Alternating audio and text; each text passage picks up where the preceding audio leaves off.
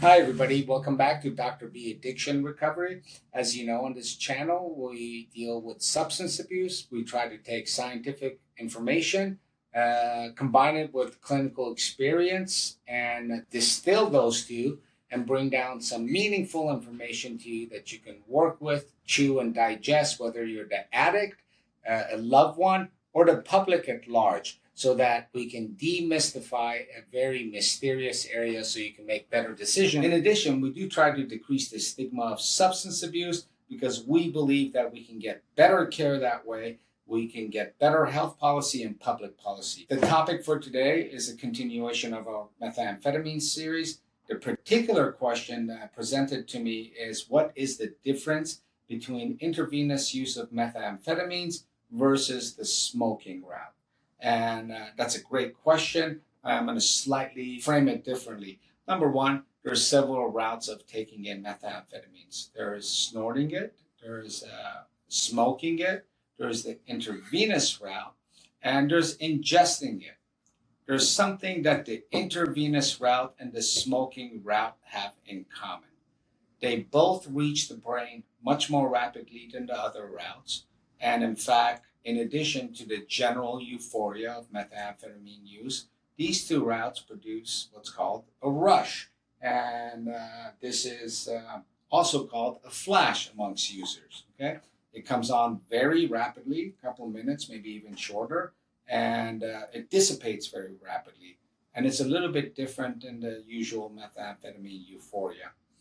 So this issue is really of concern because anything that comes on that fast and produces its effects causes sort of an issue with the receptors, in this case, the psychological issue as well, which is it increases your abuse potential and likeliness to become an addict. That's the theoretical framework that we use clinically. Let me give you an example with benzodiazepines and sugar. Okay, with benzodiazepines, the way it's looked at clinically is that Xanax has more of an abuse potential than a long-acting benzodiazepine. Why? It comes on really quick, gets you high, and then it wears off really quick. This is the same thing with diabetes. When we use very simple sugars, it increases your chance of diabetes actually over the long run. But also think of this: you get a sugar rush, you get a high, and then you crash. And that's not what we want. This is the same idea. Let's go back to other issues with this. So we have pointed out the similarities, and that is that they produce an intense, rapid rush, not like the usual euphoria of methamphetamine use, and it comes on really quickly. It's also called a flash, and then it goes away really quickly, lending itself to increase abuse potential and addiction. There are some differences between these two as well, and they should be considered. And some of those differences are the fact that to put a needle in your arm and to escalate to that level really is a different description of your disease than someone who's smoking it or ingesting it or snorting it.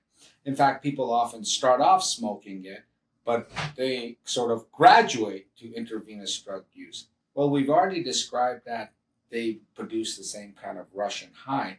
So that graduation, what are we talking about? It's a physical ritual that there are certain barriers psychologically for a person to overcome to take the step of putting a needle in their arm. And that really should be laid out and discussed in the treatment plan and evaluation of a first time patient.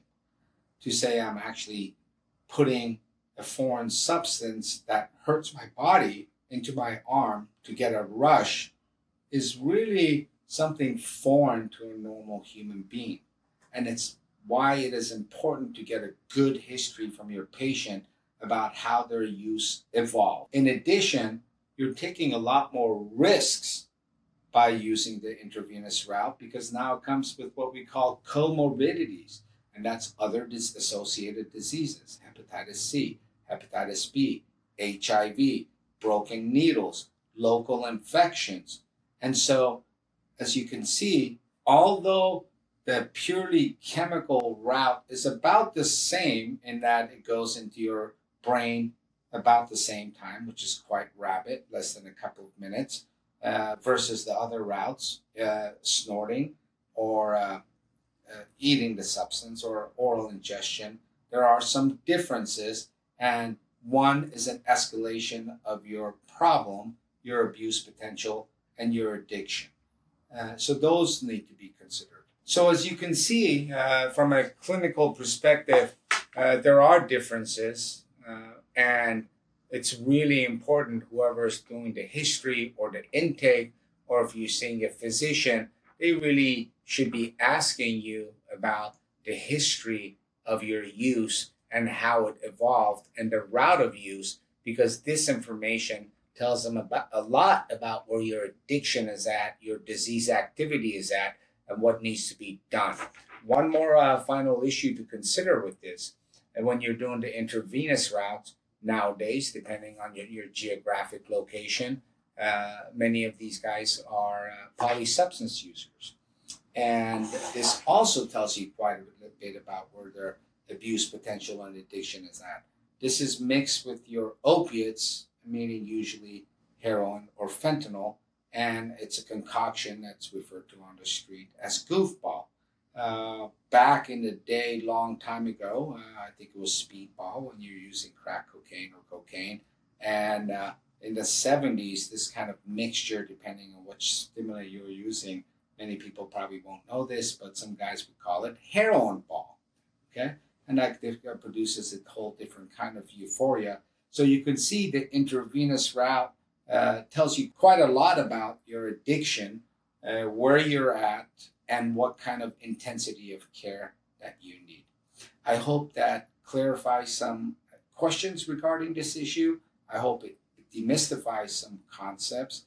I hope you found this video informative. There are other videos related to methamphetamines if you click above to my left.